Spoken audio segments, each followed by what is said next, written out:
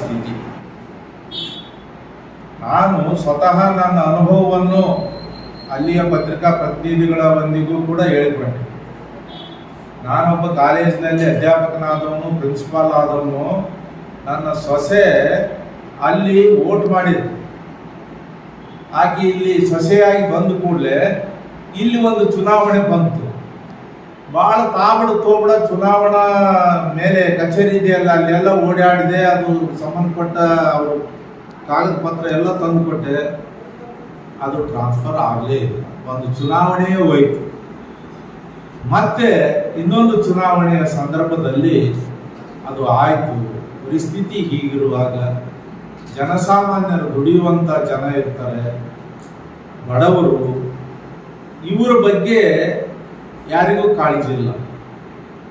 ಇದು ಮುಖ್ಯವಾಗಿ ಏನಪ್ಪ ಅಂದರೆ, ದಲಿತರಾಗಲಿ, ಅಲ್ಪಸಂಖ್ಯಾತರಾಗಲಿ, ಅಥವಾ ಬುಡಕಟ್ಟಿನ ಜನಾಂಗ ಆಗಲಿ, ಒಟ್ಟು ಯಾರು ಕೇಳಲಾರದಂಥ ಜನ ಯಾರಿದ್ದಾರಲ್ಲ ಅವ್ರನ್ನೆಲ್ಲ ಹೊರಗಿಡಬೇಕು. ಅವ್ರು ಯಾರಿಗೂ ನಮಗೆ ಮತ ಹಾಕೋದಿಲ್ಲ ಅನ್ನುವುದೇ ಮುಖ್ಯ ಇದರ ಹುನ್ನಾರ. ಏನು ಬೇರೆ ಏನು ಅಲ್ಲ.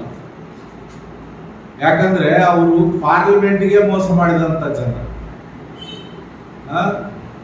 ಮಹಿಳಾ ವಿಧೇಯಕ ಅಂತ ಹೇಳಿ ಮಹಿಳಾ ವಿಧೇಯಕವನ್ನು ಇವರೆಲ್ಲ ವಿರೋಧ ಮಾಡಿದ್ರು ಅಂತ ಹೇಳ್ತಾ ಇದ್ದಾರೆ. ಅದು ಮಹಿಳಾ ವಿಧೇಯಕ ಆಗಲೇ ಜಾರಿಯಾಗಿ ಹಳೆದಾದಂಥ ಸುದ್ದಿ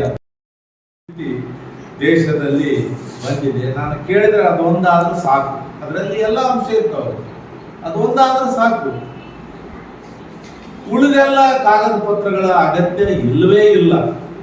ಆಮೇಲೆ ಜನಗಣತಿ ಮಾಡುವಾಗ ಜನ ಇದ್ದಲ್ಲಿಗೆ ಬಂದು ಅವರ ಕುಟುಂಬದ ಸದಸ್ಯರನ್ನು ಖುದ್ದಾಗಿ ನೋಡಿ ಬರ್ಕೊಂಡು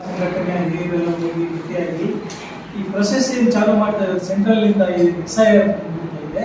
ಅದ್ರಾಗ ಈ ಗ್ರಾಮ ಪಂಚಾಯತಿ, ತಾಲೂಕು ಪಂಚಾಯತಿ, ಜಿಲ್ಲಾ ಪಂಚಾಯತಿ ಎಲೆಕ್ಷನ್ಗಳು ನಡೀತಾ ಇದ್ದಾವೆ. ಅದಕ್ಕೆ ವೋಟರ್ ಲಿಸ್ಟ್ ಮಾಡ್ತಾರೆ. ಇದಕ್ಕೂ SIR ವೋಟರ್ ಲಿಸ್ಟ್ಗೂ ಸಂಬಂಧ ಇಲ್ಲ. ಅದಕ್ಕೆ ನಾವು ಏನು ಹೇಳ್ತಾ ಇದೀವಿ, ಇದೇ ವೋಟರ್ ಲಿಸ್ಟನ್ನ ಸೋಷಿಯಲ್ ಆಡಿಟ್ ಮುಖಾಂತರ ಹೆಂಗೆ ಜಿಲ್ಲಾ ಪಂಚಾಯತಿಯಲ್ಲಿ ಸೋಷಿಯಲ್ ಆಡಿಟ್ ಮಾಡ್ತಾರೆ, ಆ ಟೈಪ್ ಸೋಷಿಯಲ್ ಆಡಿಟ್ ಮಾಡಿ ಗ್ರಾಮ ಸಭೆಯಲ್ಲಿ BLO, DLA ಮತ್ತು ಆ ವಾರ್ಡಿನ ಮುಖಂಡರು ಸೇರಿಕೊಂಡು ಒಂದು ಡಿಕ್ಲರೇಷನ್ ಬರಬೇಕು. ಈ ಜನ ಅದಾರ, ಈ ಜನ ಇಲ್ಲ ಅಂತ ಆ ವಾರ್ಡ್ನಲ್ಲಿ. ಬಂದ ತಕ್ಷಣ ಯಾರು ಇಲ್ಲೋ ಡಿಲೀಟ್ ಮಾಡಿ, ಯಾರು ಸತ್ತೋಗಿದಾರೋ ಡಿಲೀಟ್ ಮಾಡಿ, ಯಾರ ಹತ್ರ ಡಾಕ್ಯುಮೆಂಟ್ ಇಲ್ಲೋ ಇಮಿಡಿಯೇಟ್ ಅಲ್ಲಿ ವಿಲೇಜ್ ಅಕೌಂಟೆಂಟ್, ಗ್ರಾಮ ಸೇವಕರು ಅಥವಾ ಗ್ರಾಮ ಸಹಾಯಕ ಅವ್ರು ಬರಬೇಕು, ಅಥವಾ ವಿಲೇಜ್ ಅಕೌಂಟೆಂಟ್ ಬಂದು ಡಾಕ್ಯುಮೆಂಟ್ ಕೊಡಬೇಕು. ಇವ್ರಿಗೆ ಡಾಕ್ಯುಮೆಂಟ್ ಇಲ್ಲ ಅಂತ ಇವರೆಲ್ಲ ಕಾಗದ ಪತ್ರ ತೊಗೊಂಡು ಆಫೀಸ್ ಅಡ್ಡಾಡೋದು ಬೇಡ. ಈ ಟೈಪ್ ಸೋಷಿಯಲ್ ಆಡಿಟ್ ಮಾಡಿ ಒಂದು ನಮ್ದು ಕರ್ನಾಟಕದ್ದೇ SIR, ನಮ್ಮದು ಸೆಂಟ್ರಲ್ದು ಏನು ವ್ಯತ್ಯಾಸ ಬರುತ್ತೆ ಅಂತ ಗೊತ್ತಾಗುತ್ತೆ. ಏನು 1 ಕೋಟಿ ಹೇಳ್ತಾ ಇದ್ದಾರೆ, ಡಿಫ್ರೆನ್ಸ್ ಏನನ್ನೋದು ಗೊತ್ತಾಗುತ್ತೆ. ಇದನ್ನು ಸಹಿತ ನಾವು ಸರ್ಕಾರ ಒತ್ತಾಯ ಮಾಡಿದ್ವಿ. ಅವರು ಈಗಾಗಲೇ ನಮಗೆ ನಾವು ನೀವು ಸೇರಿ ನಿರ್ಧಾರಕ್ಕೆ ಬಂದರೆ ಓಪನ್ ಭಾರತ ಹತ್ರ ಒಂದು ವಾರ್ ಎಲ್ಲ ರೆಡಿಯಾಗಿದೆ. ಸಂಘಟನೆ, ಎಲ್ಲ ಸಂಘಟನೆಗಳು ಮತ್ತು ಅವರು ಕಾಂಗ್ರೆಸ್ಸಿನ ಪದಾಧಿಕಾರಿಗಳು ಸೇರಿ ಕೆಲಸ ಮಾಡ್ತಾ ಇದ್ದಾರೆ.